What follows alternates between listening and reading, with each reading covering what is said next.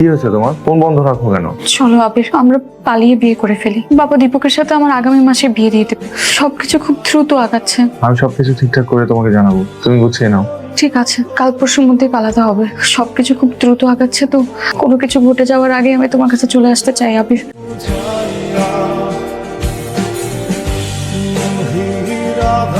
আবির, সবকিছু ঠিক আছে তো?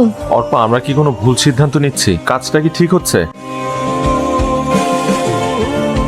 হঠাৎ মনে হচ্ছে স্বার্থপরের মতো আমরা শুধু নিজেদেরটাই ভাবছি। বাসা থেকে বের হয়ে এখানে আসতে আসতে সারা পথ আমিও একই কথা ভাবছিলাম।